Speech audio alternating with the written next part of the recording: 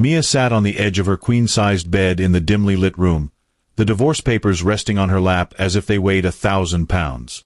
Outside, the night sky was a hazy purple, and the street below was quiet, except for the occasional car whizzing past. She could hear the hum of the refrigerator in the next room and the slow ticking of the clock on the wall. Every tick reminded her that time was marching forward with or without her consent. Jordan's words echoed in her head like a broken record. "You'll never survive without me. You're nothing without me." He had handed her the papers so casually, as though signing away their marriage of 7 years was no more significant than signing a grocery receipt. She remembered the way his eyes had gleamed with confidence, or was it arrogance, as he sneered at her. Mia felt a knot forming in her stomach at the memory. There was a photo of them on the bedside table from happier times, a beach vacation 2 years ago. She picked it up, noticing for the first time the joy that radiated from her smile back then. She looked carefree, dressed in a light sundress, leaning against Jordan, who had his arm protectively around her waist. Now she wondered how much of that protection was real and how much was merely for show. Tears threatened to spill from the corners of her eyes, but she blinked them back, determined not to give in to the sorrow. She wasn't sure if her resolve stemmed from shock or from a fledgling spark of something else, something that whispered she didn't have to stay broken. Her phone buzzed on the nightstand, interrupting her moment of reflection. A text from her closest friend, Lily, glowed on the screen. "Lily, hey, just checking on you. You okay?" Mia typed a short reply, her fingers trembling. "Mia, I'm surviving." She set the phone aside, letting a long breath escape her lips. She wasn't okay. How could anyone be okay when the person they had devoted their life to just confessed he had found someone younger, wealthier, and more exciting? The words stung like salt in a fresh wound. She thought back to the argument earlier that day, replaying every detail. Jordan had marched into their home, an air of self-importance swirling around him. He tossed the papers onto the coffee table. "Sign them," he'd said. "I've moved on. Don't make this harder than it needs to be." Mia had felt her cheeks flush with anger and humiliation. "So that's it, Jordan?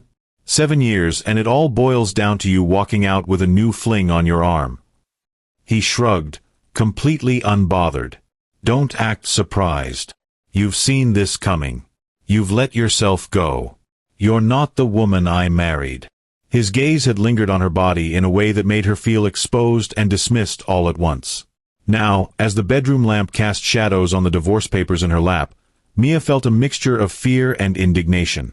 She ran her fingers over the crisp edges of the documents. Despite the pain gnawing at her heart, she found a surprising calm. She refused to let this define her entire future. "This isn't my end," she whispered to the silence. Her voice trembled slightly, but there was a new steel in it. "It's just the beginning." The clock struck midnight. Mia's eyes flicked to the time, and she knew she couldn't hide in this bedroom forever. She had a battle to fight, and it started with believing in herself. No matter how much Jordan tried to paint her as worthless, she still had worth. She just had to rediscover it. She placed the divorce papers in a neat stack on her nightstand, taking one final glance at the photograph from happier times. Then, with a resolute motion, she turned the frame face down. She wouldn't forget the past, but she refused to stay chained to it. A tremor of excitement mingled with heartbreak in her chest. For a split second, she imagined a future where she stood tall, stronger and more confident than ever.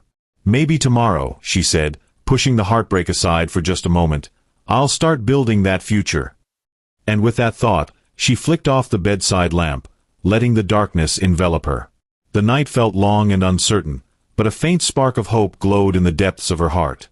Little did she know, that spark would soon catch fire and burn brightly enough to transform her life beyond recognition. Morning light streamed through the thin curtains, creating a hazy yellow aura in the bedroom. Mia woke with swollen eyes, evidence of the tears she had refused to shed the previous night. Instead of crumpling into sobs, she had drifted into a restless sleep that offered little peace. She dragged herself out of bed, heading to the kitchen. The coffee maker sputtered and gurgled, filling the apartment with the comforting scent of fresh brew. She stood there, numb, clutching a mug like it was her lifeline. The events of the last few weeks replayed in her mind. Jordan had changed. She couldn't deny that. The changes had been slow at first, a late night here, an unexplained business trip there. He would come home smelling of perfumes that weren't hers, and he always had a convenient excuse. It was just a business dinner, Mia. Stop being paranoid. One evening, she stumbled upon his open laptop and saw emails that hinted at more than just professional relationships. Women she didn't know, writing to him with winking emojis and suggestive language. Her stomach had turned, but she still clung to the hope that it was all just flirting or a misunderstanding. She had asked him about it, voice trembling. "You're overreacting," Jordan had snapped, slamming the laptop shut. "Can't a man have female colleagues without his wife accusing him of cheating?" But deep down, Mia knew something wasn't right. She felt it in the pit of her stomach, that sixth sense that tells you your life is about to change, and not for the better. Days turned into weeks, and the late nights multiplied. Jordan rarely slept at home, preferring a luxurious penthouse near his new office, or so he claimed. The final blow came when a friend texted her a photo of Jordan on a yacht with a stunning brunette, his hands possessively around her waist. The picture was a direct, undeniable snapshot of his betrayal. Her friend's accompanying message was brief and apologetic. "I'm so sorry, Mia. I thought you should know." Mia had stared at the image for what felt like hours, her heart pounding so violently she could hear the blood rushing in her ears. The world felt surreal, like she had stepped into a nightmare she couldn't wake up from. When Jordan finally walked through the door that night, it was nearly 3 in the morning. She confronted him, voice shaking with anger and heartbreak. "Who is she, Jordan?"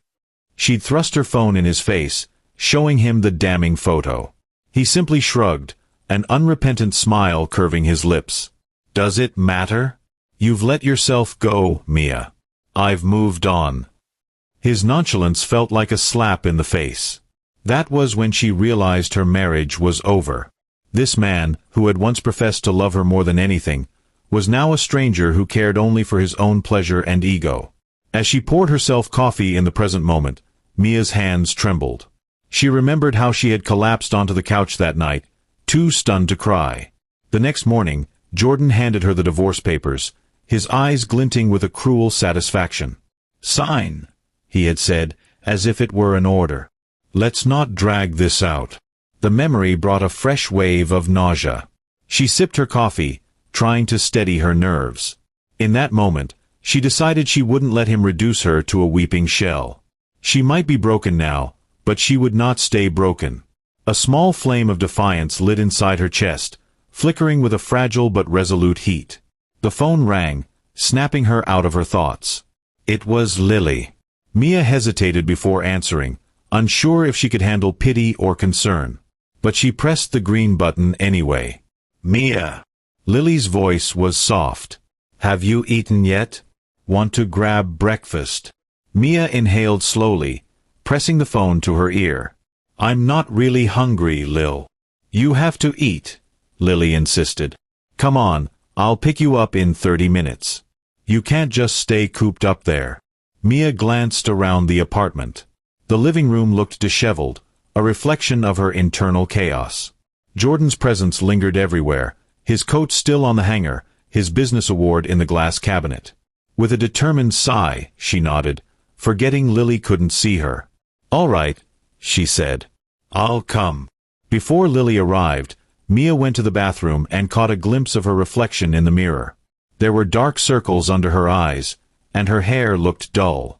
She pressed her hand against the sink, leaning in closer. "This ends now," she whispered, though she wasn't entirely sure what she meant. She only knew she couldn't keep letting heartbreak define her days. The door buzzer sounded, and Mia forced herself to get ready. Despite her puffy eyes and heavy heart, she brushed her hair, put on a simple sundress, and stepped into the elevator, leaving behind the suffocating gloom of her apartment, for a while at least. Little did she know, this morning marked the turning point. The betrayal had broken her, but only by shattering could she see the fragments of her old self she needed to piece back together, forging a new, unbreakable version of Mia. Over breakfast at a small cafe on the corner of Maple and Pine, Lily studied Mia with concerned eyes. Mia forced a smile, stirring her latte in slow, repetitive circles. The smell of pancakes and fresh butter wafted through the air, but Mia's appetite was non-existent. "You don't have to pretend with me," Lily said gently, sipping her own coffee. "I know you're hurting." Mia looked down at the tabletop, her eyes tracing the chipped laminate. "I feel like my whole life just imploded." She paused, swallowing the lump in her throat. "He told me I'm nothing without him, Lily. And for a while, I believed it." Lily reached across the table and squeezed Mia's hand. "Jordan always had a way of making everything about himself. He was charming, sure, but that charm wore thin. It's not your fault. Don't let him poison your mind." Mia's eyes flickered with pain. "It's just that I gave up so much for him. I left my job, I put my own goals on hold to support his business dreams. And now, I have no idea who I am anymore." A moment of silence passed between them. Mia recalled how she used to have aspirations of opening her own art studio, a place where she could teach painting classes and exhibit her work. But after marrying Jordan, finances and priorities shifted. She never returned to that dream, shelving it for later. In the chaos of building Jordan's dream business, later turned into never. "You still have that spark," Lily said softly, watching Mia's somber expression. "I know it's there.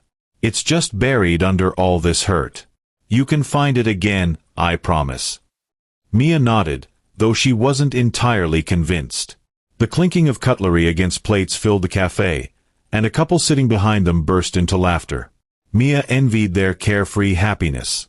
She wanted to feel that again, but right now, it seemed impossible. Still, as Lily talked about potential steps forward, looking for a job, leaning on her friends for support, Mia felt the faint stirrings of hope. Something about hearing solutions made her realize that, yes, there might be a future beyond her heartbreak. After breakfast, Lily offered to drop Mia off at the local gym. "Just try it," she urged. "Take a yoga class or do some cardio. You need endorphins, and you need to get out of your own head." Initially, Mia was reluctant. She didn't want to face people, especially strangers who might see through her brokenness. But Lily was persistent, and Mia found herself standing in front of the gym's glass doors, reading the bold lettering, "New Horizon Fitness Center." She took a tentative step inside, bombarded by the smell of rubber mats and disinfectant. A perky receptionist greeted her, offering a quick tour. Mia nodded, hardly listening, her mind drifting as she walked past rows of treadmills, stationary bikes, and weight machines. Eventually, she found a quiet corner near the free weights, where she could hide from prying eyes. To her surprise, she saw a small group of women lifting weights under the guidance of a female trainer. These women didn't look like fitness models. They looked normal, sweaty, determined. Some were overweight, some were slim, some looked like they'd been doing this for years, and others appeared just as unsure as Mia felt. Yet there was a camaraderie in their shared effort. The trainer, a woman in her mid-30s with a firm voice but kind eyes, noticed Mia observing from the sidelines. She beckoned her over. "First time?" the trainer asked gently. Mia nodded, feeling awkward. "Just looking," she mumbled. "No problem," the trainer said, smiling. "We all start somewhere. Want to try some basic moves? I'll guide you. Nothing too intense." Mia hesitated, then agreed. She found herself practicing a simple dumbbell routine, focusing on posture. Her arms burned in a matter of minutes, but for some reason, the physical sensation felt good. It was a distraction from the emotional pain. A bead of sweat trickled down her forehead, and she realized that for the first time since she had learned of Jordan's infidelity, she wasn't wallowing in sorrow or self-pity. She was focused on her own body, her own strength. Even though she didn't feel strong, each rep felt like a tiny step toward reclaiming control. By the time she finished, her heart was pounding, and her muscles were shaking. Yet, an unfamiliar sense of pride flickered within her. The trainer patted Mia on the shoulder and said, "Good work. Hope to see you back here." Mia managed a small smile as she grabbed her things, thanked the trainer, and left. Outside, the sun was bright, and for the first time in weeks, she found herself breathing a little easier. On her walk home, she thought about Jordan's cutting words, You're nothing without me." The phrase replayed in her mind like a challenge. A seed of defiance took root in her chest. "I'll prove him wrong," she whispered to the bustling street. "I'm something without him. I just need to remember who I am." And that moment, the slightest shift happened in Mia's heart. It wasn't a grand epiphany or a dramatic revelation. Instead, it was more like a small awakening, a gentle nudge reminding her that her story wasn't over. A sliver of motivation sparked within her, waiting to grow. The next day, Mia woke earlier than usual. A restless energy propelled her out of bed before dawn. It felt foreign yet invigorating. She found herself rummaging through her wardrobe, searching for suitable workout clothes, something she hadn't done in ages. She pulled on an old pair of leggings and a faded t-shirt, then headed to the gym with her hair thrown into a messy bun. The crisp morning air nipped at her cheeks, but she pressed on, fueled by a resolve she barely understood herself. At the gym, the friendly trainer from the day before greeted her with a nod. "Back for more?" she asked, a hint of a smile tugging at her lips. Mia offered a shy grin. "I guess I am." She started with the treadmill, setting a brisk walking pace. Every minute or two, she tried jogging. After 10 minutes, her legs screamed at her, but she forced herself to keep moving. Memories of Jordan's dismissal flared in her mind, spurring her on. "He said I couldn't do it. He said I was too weak." With each step, she pushed back against the lie that she was nothing. After her cardio, she migrated to the weight machines. She followed the trainer's advice from the previous day, methodically working through leg presses and light shoulder exercises. Though her body ached, a satisfying burn replaced the usual heaviness in her chest. Instead of drowning in sadness, she was sweating out her frustrations. A few days later, she tried a spin class, pedaling so hard she nearly collapsed when the session ended. But the endorphins were exhilarating, and she found herself laughing, really laughing, for the first time in weeks. The instructor's high-energy voice, the pounding music, and the camaraderie of a room full of people determined to better themselves created a rush she hadn't felt in years. Her transformation didn't stop at the gym. With Lily's encouragement, she set up a meeting with a local business counselor, a free service offered by the city to encourage small enterprises. There, she timidly pitched her idea, a small art studio that offered beginner painting workshops and showcased local artists. "It's just an idea," Mia said to the counselor, a middle-aged woman named Harriet with warm eyes. "I'm not sure if it can really work." Harriet leaned forward, her expression thoughtful. "There's a growing demand for community art spaces, especially those that offer hands-on classes.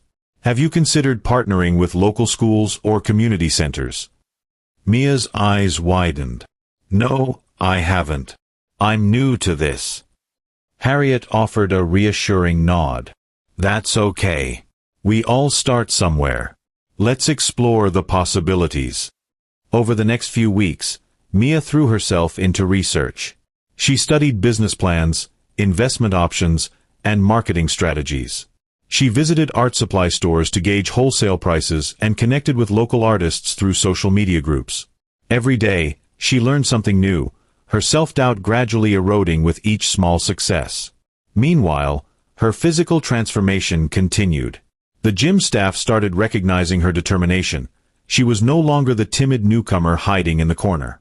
She took part in group classes, tried new machines, and even found a workout buddy, an older woman named Carol who had joined the gym to manage her high blood pressure. "You're an inspiration," Carol told her one afternoon, wiping sweat from her brow. "I see how hard you work. If someone your age can push through, so can I." Mia blushed, amazed that anyone would find her inspiring. "I'm just trying to keep it together," she admitted. Carol gave her a knowing smile. "Aren't we all?" Days turned into weeks, and Mia started noticing changes, not just in her physique, but in her mindset. She felt more confident, stood a little taller, and looked people in the eye instead of staring at the floor.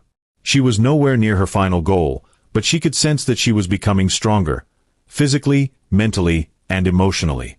She also began revamping her look. Motivated by her progress, she got a new haircut, opting for a layered style that framed her face. She sorted through her closet, donating clothes that reminded her of her old self, oversized sweaters and shapeless dresses she had worn during her most insecure days. One day, she stumbled across an elegant black dress she had forgotten she owned. She tried it on and was stunned at her reflection in the mirror. The dress fit snugly, highlighting the subtle changes in her body since she started working out. She felt beautiful. An overwhelming sense of pride surged through her. Looking at herself, she whispered, "I'm not nothing. I can do this." Little did she know, her transformation was just beginning. Each step she took toward reclaiming her life fueled a growing flame inside her. She had found a purpose, building something of her own, and each achievement, however small, fanned the fire of self-belief. Summer arrived in full force, bringing long, sunny days and the buzz of social gatherings. Mia's circle of friends, and even acquaintances, started noticing something different about her. Gone was the hunched posture, the timid eyes, the downcast expression. She carried herself differently now, with a subtle yet undeniable aura of confidence. Over brunch one Saturday, 3 of Mia's old friends from college, Rebecca, Charlene, and Naomi, exchanged puzzled yet admiring glances as Mia entered the trendy bistro in downtown. She wore a sleek red blouse tucked into fitted jeans, topped with a stylish blazer that accentuated her figure. Her hair was glossy, and her makeup was understated but flawless. Charlene nearly dropped her mimosa. "Mia, you look incredible." Naomi leaned forward, eyes sparkling with curiosity. "Okay, spill. What's your secret? A new skincare routine? A crazy diet? You look," she paused, searching for the right word, "radiant." Mia felt warmth creep up her cheeks. "I've been working out and focusing on myself," she said softly, stirring her iced coffee. "And I'm also starting a business." Rebecca's eyebrows shot up. "A business?" Mia nodded, feeling a surge of excitement as she explained her art studio concept, her plans for workshops, tie-ins with local community events, and maybe even a gallery night featuring local talent. She spoke quickly, her words charged with passion. By the time she finished, Charlene was nodding enthusiastically. "That's amazing, Mia. I'm so proud of you." She paused, a note of concern creeping into her voice. "How's Jordan taking all of this?" At the mention of Jordan, a hush fell over the group. Mia's face hardened for a split second, but she forced a neutral tone. "He's out of the picture. We're finalizing the divorce." Her friends exchanged uneasy looks, but Naomi reached across the table and squeezed Mia's hand. "We're here for you, no matter what." Despite the supportive words, Mia couldn't ignore the whispers that she knew floated around town. In the weeks following Jordan's public appearances with his new girlfriend, rumors spread like wildfire. Some people claimed Mia was devastated beyond repair, while others insisted she was doing better than ever. The latter rumors piqued everyone's curiosity. One evening, Mia visited a trendy rooftop bar with Lily. As they made their way to the outdoor seating area, a couple of Jordan's old business associates recognized Mia. She overheard snippets of their conversation behind her. "Is that Jordan's ex? She looks so different. Stunning, actually. I heard she's launching her own company or something." Mia fought the urge to grin. She couldn't deny that it felt good to be noticed in a positive light. She recalled how Jordan had belittled her aspirations, how he had laughed when she mentioned wanting to open an art studio. "People want classes from a nobody," he had scoffed once, shaking his head. "Stick to what you know, supporting me." Shaking off the bitter memory, Mia found a small table with Lily. They ordered sparkling water and a platter of appetizers. Over the gentle hum of city lights and distant music, Lily leaned in. "You're glowing," Lily observed, repeating the compliment Mia had heard multiple times lately. Mia toyed with the edge of her napkin, a wistful smile on her face. "I still have bad days," she admitted, her gaze drifting to the skyline. "But for the first time in a long time, I feel like I'm living for myself, not for someone else's expectations." Lily raised her glass. "Here's to that." She paused, contemplating her words before adding, "Some of Jordan's friends have been talking. They can't believe how fast you've bounced back. It's like they expected you to be crying on the kitchen floor, devastated." Mia recalled Jordan's sneer, You'll never survive without me." She felt a surge of satisfaction that made her heart pound. "Let them talk," she said, clinking her glass against Lily's. "I'm not doing this for them, or for Jordan. I'm doing it for me." They sipped their drinks, the music drifting around them. The air was warm, and the atmosphere was alive with city dwellers unwinding after a long week. And Mia allowed herself to bask in the moment, savoring the fact that she was standing tall, even after heartbreak. The whispers followed her wherever she went now, but instead of pity, they were tinged with admiration and awe. That night, back in her apartment, Mia stood before her mirror again. She saw the faintest outlines of new muscle definition in her arms. Her posture looked straighter. Her eyes held a spark that had been absent for years. In the quiet of her bedroom, she whispered a promise. "I won't just survive. I'll thrive." The next few weeks were a whirlwind of activity. Mia secured a small loan to rent a modest space in a bustling arts district. Though it wasn't in the heart of downtown, it was close enough to draw foot traffic.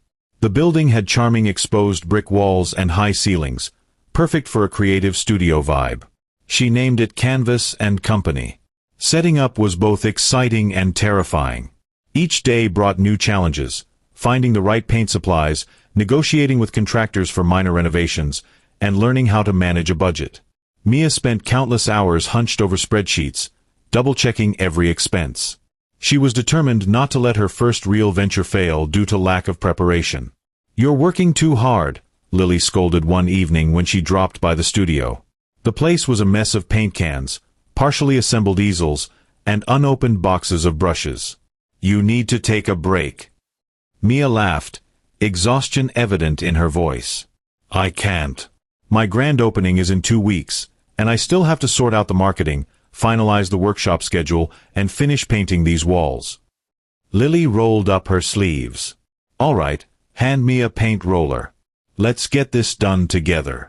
Mia felt a rush of gratitude toward her friend. They worked in comfortable silence, the swish of paint rollers against the brick a rhythmic soundtrack. When they finally stopped, the studio walls were a soothing, earthy tone, perfect for an art space. By the time the grand opening loomed, Mia had successfully marketed her new business through local social media groups and community bulletins.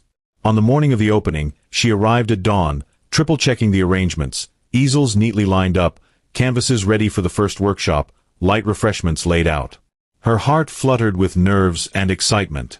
As the clock struck 10, people began trickling in, neighbors, curious passers-by, and a few local artists. Lily, always Mia's staunch supporter, arrived with a bouquet of flowers. Carol from the gym showed up, eager to test her newfound artistic side. Even Harriet, the business counselor, dropped by to wish Mia luck.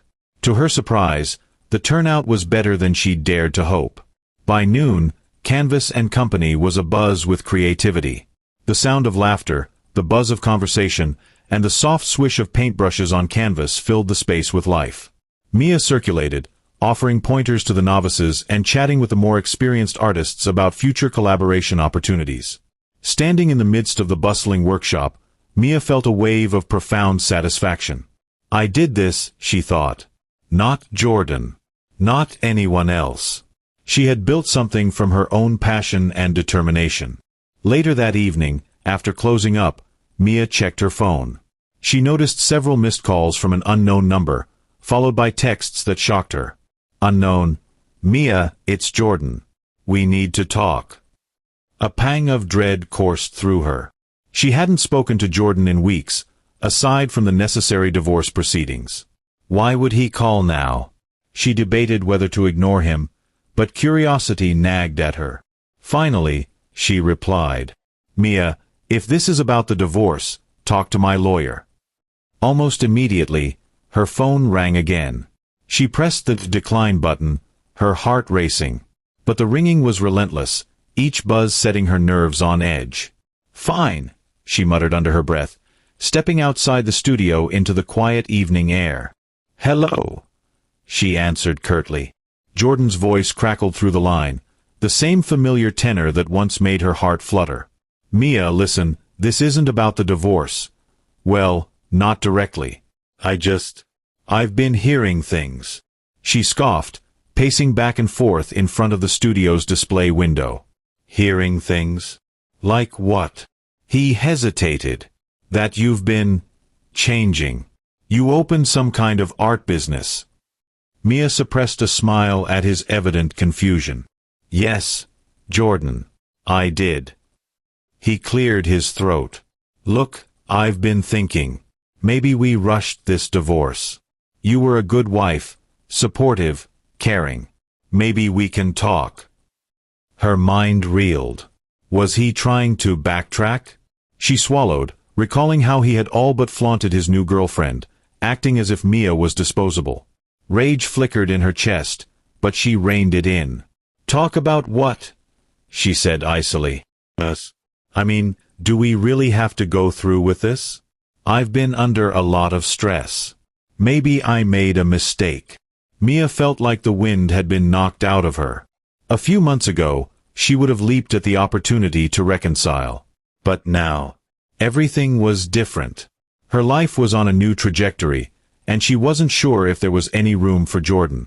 I don't have time for this right now, she snapped, surprisingly cold. We'll finalize what we started, Jordan. Goodbye. She hung up, her fingers trembling. The conversation had rattled her, dredging up old emotions. But she also felt an unexpected sense of power. Jordan's attempt to come crawling back was a testament to how far she'd come. The next morning, she threw herself back into work at Canvas and Company. One of the local newspapers ran a small article titled, "Local Entrepreneur Transforms Heartbreak into a Successful Art Studio," featuring Mia's story. She read it twice, heart swelling with pride. Jordan's voice in her head telling her she was nothing faded like an echo from a bygone era. That day, she sold her first painting, a small landscape she had painted months ago, representing a lonely road leading toward a vibrant sunrise. The buyer, an older gentleman, told her it spoke to him. "It's like hope on a canvas," he said quietly. Mia smiled, blinking back tears. She realized that, in a way, her entire journey was encapsulated in that painting, a path from darkness to dawn. And she had never felt more alive. Weeks flew by in a blur of paint-splattered aprons and scheduling workshops. Mia's routine now included waking up early to hit the gym before heading to her studio. She was busier than ever, yet she felt a sense of fulfillment coursing through her veins, a vitality she hadn't known in years. In the midst of her newfound success, the date for the divorce hearing arrived, looming like a dark cloud on the horizon. Her lawyer, a sharp and empathetic woman named Meredith, sent her a reminder email. Subject: Final divorce hearing. Body: Mia, our court date is set for the 15th. We'll handle the division of assets and finalize everything. Let me know if you have any questions or concerns. Mia felt her stomach knot as she read the email. Despite all her progress, the thought of standing in a courtroom across from Jordan made her uneasy. Memories of their shared past tugged at her. She recalled their wedding day, her in a delicate white gown, him looking suave in a tailored suit. Back then, she genuinely believed their love was unbreakable. But the thought of that yacht photo flashed in her mind, the very image that shattered her illusions. She inhaled sharply, reminding herself that she was not the same woman who had wept over Jordan's betrayal. She was stronger now, with her own thriving business, her health back on track, and a future she was building on her own terms. A day before the hearing, Lily stopped by Mia's studio, finding her absorbed in painting a large canvas of abstract swirls, deep blues merging with fiery oranges. "Hey, Picasso," Lily joked, leaning against the doorway. "Tomorrow's the big day. How are you feeling?" Mia put down her brush, flecks of paint dotting her fingers. "Nervous," she admitted, "but also ready. I just want it done." Lily nodded, coming closer to examine Mia's painting. "That's understandable. But if you ask me, Jordan's going to regret this for the rest of his life." She grinned, nudging Mia's shoulder. "Look at you, you're practically glowing. Did you know some of the women at the gym refer to you as the transformation queen?" Mia laughed, warmth spreading through her chest. "I had no idea," she said, though the compliment filled her with quiet pride. That night, she prepared for the court date in a way she never would have expected. Instead of dreading it, she saw it as a moment of closure. She planned what she would wear, a tailored black dress that exuded professionalism and confidence, paired with elegant heels. She even booked a morning appointment at a salon to have her hair styled. This wasn't an act of vanity. It was a statement, a way to show Jordan, and perhaps even herself, that she was no longer the meek, heartbroken wife he abandoned. She was a woman in control of her destiny. Inside her bedroom, she laid out the outfit and shoes, double-checking everything. The old Mia might have agonized over whether it was too bold to dress so sharply, worried about what people would think. The new Mia, however, knew that she needed to walk into that courtroom projecting strength. "I'm not dressing for Jordan," she whispered to her reflection in the mirror.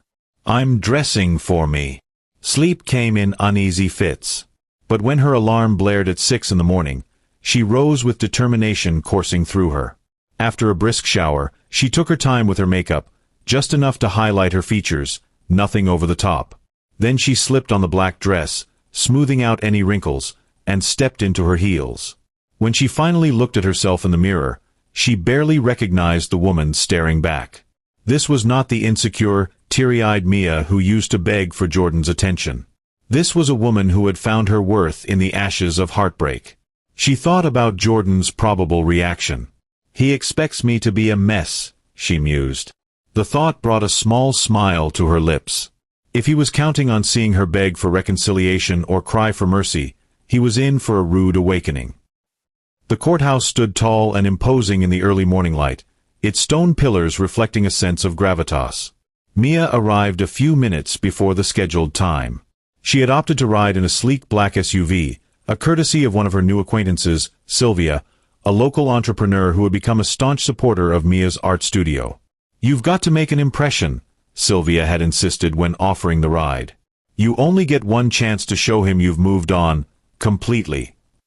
Mia stepped out of the SUV, her heels clicking against the pavement. A small crowd of onlookers, mostly other people with legal proceedings that day, paused to watch her. She radiated confidence in her perfectly tailored dress, her posture poised, and her chin lifted high. She took a moment to steady her heartbeat. "This is it." She exhaled slowly, drawing on the inner resolve she had cultivated in the last few months. Stepping through the courthouse doors felt like crossing an invisible threshold from her old life into the new. As she reached the corridor leading to the courtroom, she spotted Jordan. He was leaning against a wall, glancing at his phone, looking annoyingly relaxed. He wore an expensive suit, his hair slicked back in a style that screamed wealth and arrogance. By his side stood his new girlfriend, tall, impeccably dressed, and eyeing Mia with a mixture of curiosity and unease. When Jordan finally glanced up, he did a double-take. For a fleeting moment, Mia spotted something akin to shock in his eyes. He coughed and composed himself, but not before she caught the subtle flicker of regret. He opened his mouth to speak, but she walked right past him, barely acknowledging his presence. Inside the courtroom, Mia found a seat next to Meredith, who nodded approvingly. "You look like you mean business," she whispered. Mia merely smiled, scanning the room. Court clerks shuffled papers, lawyers conferred with clients, and the judge's bench remained empty for the moment. Jordan and his girlfriend sauntered in, taking seats on the other side. Mia caught the girlfriend's stare. Mia met her gaze with calm confidence, sending a silent message, "I'm not threatened by you anymore." After a few minutes, the bailiff announced the judge's arrival. Everyone stood as the judge, a stern-faced woman with sharp eyes, took her place. The proceedings began, and Mia felt her nerves spike, but she took a deep breath and reminded herself of how far she'd come. Jordan's attorney spoke first, outlining the assets and reminding the court of the prenuptial agreement. Mia's agreement had been signed when she was naive and infatuated, giving Jordan's business full protection. Part of her worried about walking away with almost nothing. But thanks to her own careful planning and Meredith's competence, she wasn't truly leaving empty-handed. She had Canvas and Company, a place of her own creation. Throughout the hearing, Jordan kept sneaking glances at Mia. She pretended not to notice, fixing her gaze on the judge or on Meredith's notes. The judge asked a series of standard questions, verifying that both parties consented to the divorce. When asked if they had any disputes over property or support, Mia spoke in a clear, unwavering voice. "I have no interest in his wealth. I only want what's fair and what allows me to move forward." Her words resonated in the hushed courtroom. Jordan's girlfriend fidgeted, crossing and uncrossing her legs, while Jordan stared at Mia with a perplexed expression. At one point, the judge asked, "Are both parties satisfied with the current arrangement? Do you wish to contest or revise anything before I finalize the decree?" Jordan hesitated, his hand tensing on the edge of the table. His lawyer glanced at him, eyebrows raised, but Jordan cleared his throat and finally responded, "No, Your Honor. I'm fine with it." Mia almost allowed a faint smile to escape at the irony. He's not fine at all, she thought, recalling the desperate phone call he'd made only days earlier. But he had no choice. Her transformation had left him unsure and off balance. Finally, the judge nodded. "Very well. I will sign off on these papers, and this divorce will be finalized. The two of you are free to part ways." A surreal hush settled in the courtroom. Mia exhaled, a wave of relief washing over her. It's done. The marriage that once meant everything to her was now nothing more than a closed chapter. As she stood to leave, Jordan shuffled toward her, ignoring the glare of his girlfriend. "Mia," he called softly, as if testing the waters. She paused, turning her head slightly. "Yes." He swallowed, looking unsure for the first time in all the years she had known him. "Are you really okay?" Mia caught his gaze, her eyes steady. "I'm better than okay." And with that, she walked away, head held high, leaving him rooted to the spot. In the seconds after Mia's departure, the silence in the courtroom felt palpable. Jordan stood there, his expression a mixture of shock and something that looked almost like regret. His new girlfriend hovered uncertainly, casting wary glances at him. Meanwhile, Mia strode toward the exit, her heels clicking confidently on the polished floor. She resisted the urge to glance over her shoulder. Instead, she stayed focused on the door, a symbolic gateway away from her past. Meredith hurried to catch up, her briefcase in hand. "I have to say, Mia," she said, keeping her voice low, "I've seen a lot of divorce proceedings, but rarely have I seen someone handle themselves with as much poise as you just did." Mia allowed a genuine smile to form on her lips. "Thank you. She searched for the right words, eventually settling on, "I needed to show him, and myself, that I'm not the woman he left behind." They stepped into the hallway, where a few other lawyers and clients loitered. Some had witnessed the brief drama. Mia heard whispers. "Did you see her walk out? She looks like she's on top of the world. That's Jordan Maxwell's ex-wife, right? I heard she started a successful art business. She's definitely not the broken woman he painted her to be." Each snippet of conversation bolstered Mia's confidence. She had come a long way from the tearful nights and the desperate attempts to save a marriage that was doomed long before she acknowledged it. Outside the courthouse, the sun shone brightly, as if celebrating her new lease on life. Sylvia stood by the black SUV, phone in hand, ready to drive Mia back. The sight of that sleek vehicle drew a few more curious stares, and Mia couldn't help feeling a sense of quiet triumph. "How'd it go?" Sylvia asked, opening the car door. Mia shrugged, a faint smile on her lips. "It went exactly the way it needed to." Before she could slide into the back seat, she heard a commotion behind her. Jordan had hurried out, pushing past a few onlookers. His girlfriend lagged behind, scowling. "Mia!" he called, a hint of desperation lacing his tone. Mia paused, one foot in the SUV. She turned around slowly, maintaining her composure. "Yes, Jordan." He looked as if he was grappling with words, struggling to keep the polished facade he wore like armor. "Look, I don't know what to say." She met his gaze, unwavering. "You don't have to say anything." His girlfriend was now by his side, her arms folded. She shot Mia a glare, but Mia refused to let it rattle her. The power dynamic had shifted, and they all knew it. For a moment, it seemed like Jordan might apologize or beg for another chance. The tension hung in the air. But then, he glanced at his girlfriend's displeased expression and seemed to remember the choice he'd made. His shoulders sank. "I guess this is goodbye," he said, voice barely audible. Mia nodded. "It is. Take care, Jordan." She slipped into the SUV, and Sylvia closed the door behind her. As they pulled away from the courthouse, Mia cast one final glance through the tinted window. Jordan stood at the curb, looking strangely small against the imposing building. His girlfriend clutched his arm, but his posture betrayed a man who knew he had lost something irreplaceable. And maybe he had. Mia leaned back in her seat, exhaling all the residual tension. She felt a lightness she couldn't remember experiencing in years. "You did good, Mia," Sylvia said, offering her a proud grin in the rearview mirror. "Now, let's celebrate your freedom."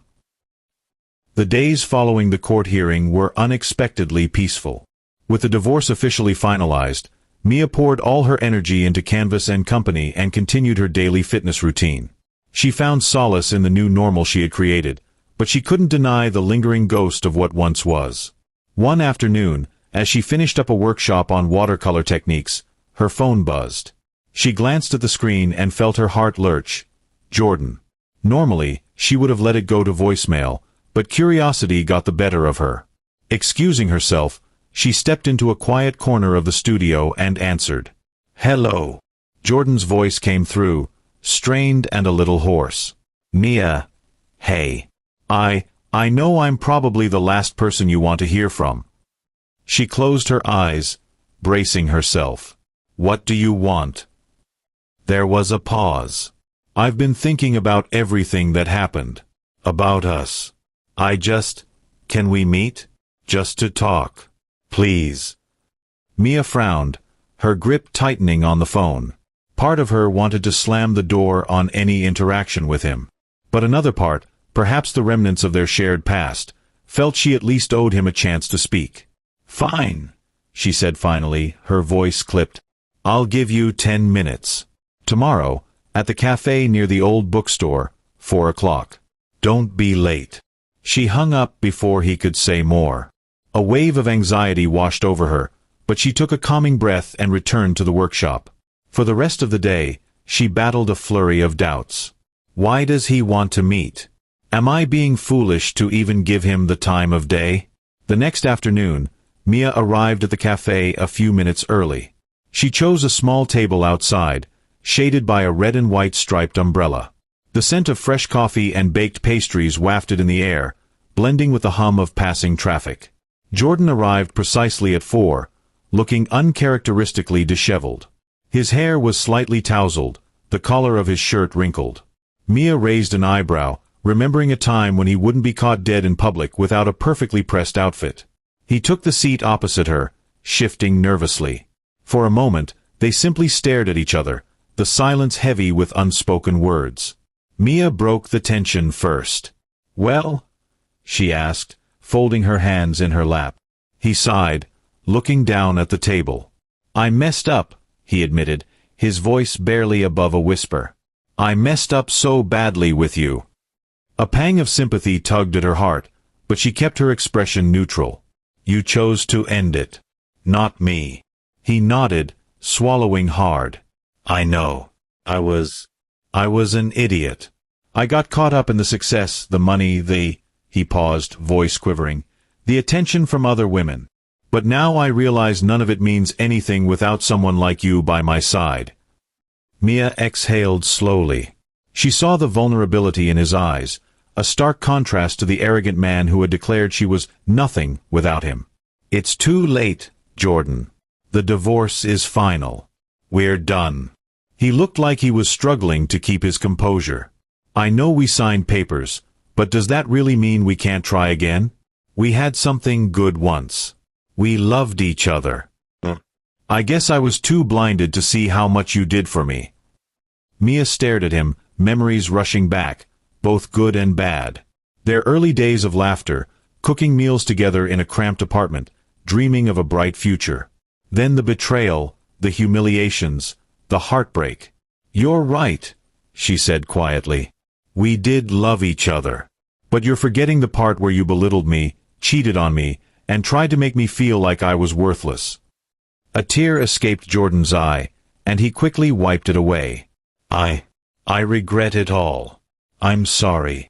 She studied him, searching for any sign of manipulation. But all she saw was regret. Still, regret wasn't enough to erase the damage. "Jordan," she said gently, "I've moved on. My life is better without you. You taught me a painful lesson about not losing myself in someone else's shadow. For that, I guess I should be grateful." He flinched, as though her words physically hurt him. "I'm willing to do whatever it takes, Mia. Therapy, counseling, anything to earn back your trust." She shook her head, her voice firm. "We can't go back. I won't let you destroy the progress I've made. I choose me now." Silence fell between them, broken only by the clatter of dishes from inside the cafe. Mia stood up, smoothing her skirt. "That's all I'm willing to say. I hope you find peace, Jordan, but not with me." She turned and walked away, her steps confident and sure. Even though she felt a twinge of sadness, she also felt something else: liberation. She realized that by refusing Jordan's plea, she was finally closing a chapter that had once defined her. Later that evening, Mia sat in her living room, sipping a glass of wine while reviewing her plans for upcoming art workshops. She paused to reflect on the surreal conversation with Jordan. Part of her expected to feel remorse or second-guess her decision, but she felt strangely calm. Her phone pinged. A text from Meredith. "Congratulations again on finalizing everything. The paperwork is now officially processed by the court. Signed, sealed, delivered. You're free, Mia." Free. The word resonated in her mind like a melodic bell. For so long, she had been shackled, first by Jordan's expectations, then by the heartbreak of his betrayal. Now, all legal and emotional ties were severed. She wandered over to the window and gazed at the city lights twinkling in the distance. It was a warm evening, and the sky was painted with the remnants of a fading sunset. Mia smiled to herself, thinking about how this new life felt, like an uncharted canvas, waiting for her brushstrokes. "I'm free," she repeated, this time aloud. Her heart felt light, a stark contrast to the heaviness she had carried for so long. Suddenly, her doorbell rang. She set down her wineglass, puzzled. It was late, and she wasn't expecting anyone. Cautiously, she peeked through the peephole. To her surprise, it was Lily, holding a small gift bag. When Mia opened the door, Lily grinned. "I heard from Meredith," she said, waving the gift bag. "Figured we should celebrate this monumental occasion." Mia laughed and ushered her friend inside. They settled on the couch, and Lily pulled out a small box wrapped in lilac paper. Inside was a delicate silver bracelet with a tiny charm shaped like a phoenix. "A phoenix?" Mia asked, her voice filled with curiosity and emotion. Lily nodded. "You've risen from the ashes, my friend. You deserve to wear this as a reminder of how far you've come." Tears pricked at Mia's eyes, but they were tears of gratitude and joy. "Thank you," she whispered, fastening the bracelet around her wrist. For the rest of the evening, they chatted about everything: Canvas and Company, Lily's own work drama, and the possibility of taking a trip together. Jordan's name never came up again. He was already fading into the background of Mia's life, overshadowed by the bright future she was forging. When Lily finally left, Mia returned to her window, touching the phoenix charm. The city lights glimmered, and she felt an almost spiritual connection to the transformation she had undergone. The final signature on those divorce papers wasn't just a legal formality. It was the culmination of every tear, every heartbreak, every moment of self-discovery that led her here. She breathed in, feeling the crisp night air. Closing her eyes, she quietly vowed, "Never again will I let anyone dim my shine." Although Mia's divorce was finalized, her life continued to evolve rapidly. Canvas and Company attracted more attention, and she was soon partnering with local businesses to host corporate painting events. Her once modest studio was quickly becoming a go-to space for creativity and community gatherings. One afternoon, a local journalist came by, wanting to profile her in a piece about women entrepreneurs who had overcome personal adversity. Mia hesitated initially. She wasn't sure she wanted her heartbreak turned into a public spectacle, but she finally agreed, hoping her story might inspire others. "So, Mia," the journalist began, adjusting her recording device. You started this business after a major life change. Can you tell me more about that? Mia took a measured breath. I went through a divorce, she said plainly. It was tough, but it also became the catalyst I needed to rediscover my passions. Over the course of the interview, Mia opened up about how painting had once been her sanctuary and how she had neglected it to support someone else's dreams. I don't regret helping my ex, she clarified. But I regret not also helping myself. When the article was published, the response was overwhelming. Messages poured in from women who felt trapped in situations where they'd lost themselves. Mia answered as many as she could, offering words of encouragement. Walking away from Jordan had not only opened a door to her personal freedom, it had given her a platform to empower others. She realized her story was no longer just about heartbreak, it was about resilience and self-discovery. Jordan tried reaching out a few more times, sending texts that ranged from apologetic to nostalgic. Each one went unanswered. Mia had blocked him on most social media platforms, yet occasionally, she caught wind of his life through mutual acquaintances. Apparently, his business was still thriving, but rumors circulated that he seemed disconnected and distracted.